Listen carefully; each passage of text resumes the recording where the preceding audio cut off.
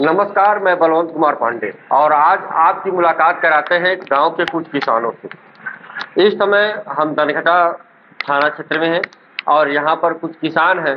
क्योंकि फसलें पक चुकी हैं और दूसरी तरफ चुनाव का माहौल भी गर्म है, तो ऐसे में किसान क्या कर रहे हैं, किसानों की समस्याएं क्या हैं, क्या उनकी समस्याओं पर सरकार को ध्यान देना चाहिए, इन सभी बातों को लेकर के हम आज यहाँ मुलाकात किए हैं और जानना चाहेंगे कि इस समय कौन कौन सी प्रमुख समस्याएं हैं।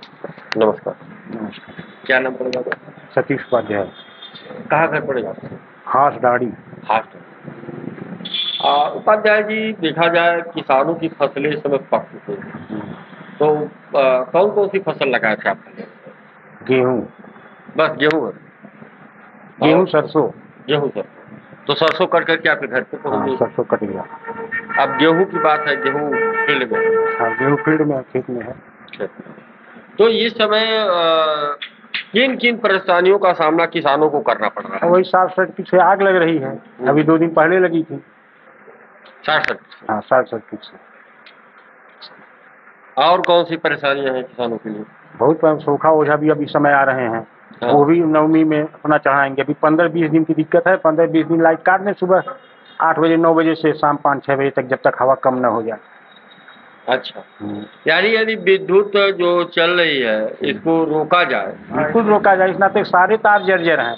जरा सा हवा चलती है तो सब तार आपस में टकरा करके छोड़ते हैं अपनी चिंगारी, और कुछ चिंगारी के चलते आग लग जाती है। वो 2 साल पहले बहुत भयंकर आग लगी, कम से कम सैकड़ों बीघा गेहूँ हम लोग को वहाँ जला था। अच्छा, इस साल भी लगी है, लेकिन बच गया भगवान की दया से। मलौली में लगी है आग, दुल्हा पार में लगी है आग, हर जगह तो आग लग रही शॉर्ट सर्किट के नाते। तो आप लोगों ने इसकी शिकायत किया है? हाँ, शिकायत एसडीओ साहब से भी मैंने किया था, एक्सीजन से भी मैंने किया था, सीडीओ साहब एसडीओ से कल किया था और उनसे एक्सीजन साहब से आज किया।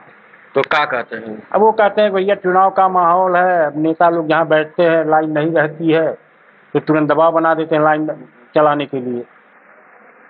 चुनाव का माहौल है, आपने बहुत अच्छा बात कहा। अब की बार चुनाव में किस तरह का चुनाव होगा, इस पे भी 2 बात करते हैं। चुनाव में प्रवृत्ति का विरोध हो रहा है, हल्का फुल्का।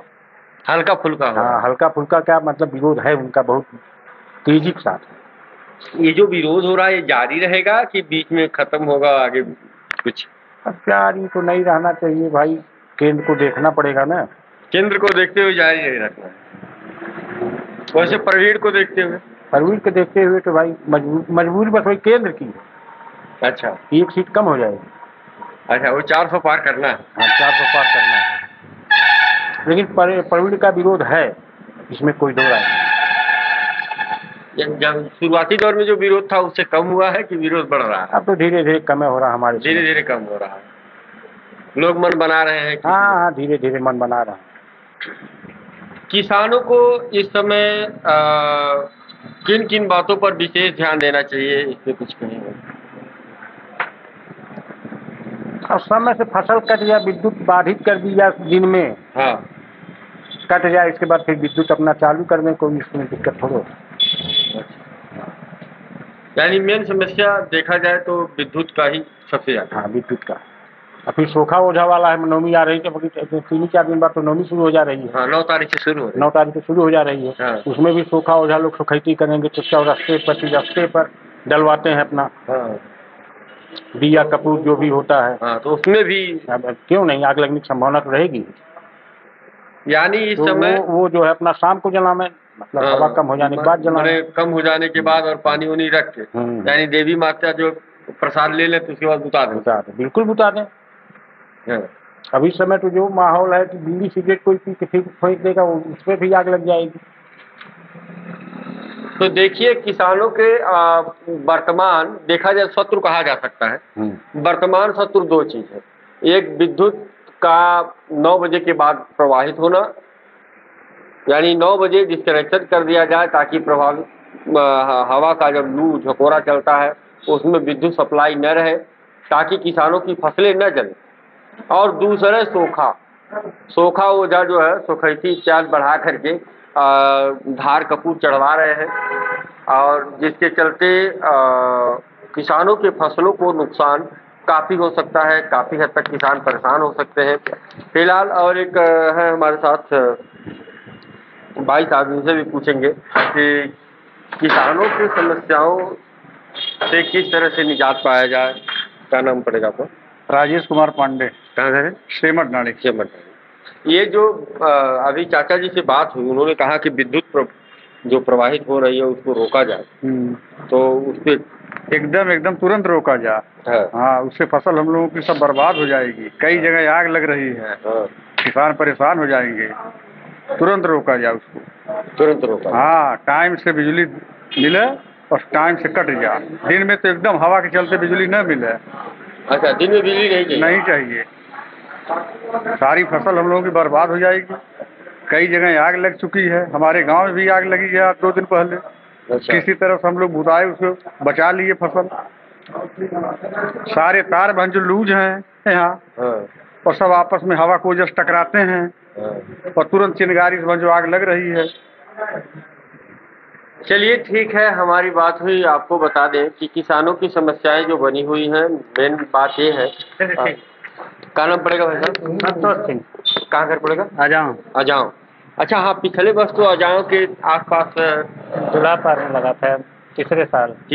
हाँ, बड़ी भयंकर आग लगी। इस समय भी लगा है, बिजली से ही लगा था। बिजली से ही लगा। तो इस पे आप लोग वही बिजली का समस्या है कि 8 बजे के पहले कट जाए लाइट, और शाम करीब 5:30-6 बजे चालू हो, ताकि हवा ना रहे। जब हवा न रहे तब चालू हो। हवा की वजह से तार टकराते हैं तो चिंगारी बनती है, तो आग लग जाता है। अच्छा, तो इससे काफी किसानों को ज़्यादा नुकसान हो जाएगा। देखिए, हम आपको बताएं कि किसानों की समस्याएं मूल रूप से समस्या ये है कि गर्मी का सीजन है, फसलें पक चुकी हैं, अब कट करके किसानों के घर में आने की बारी है।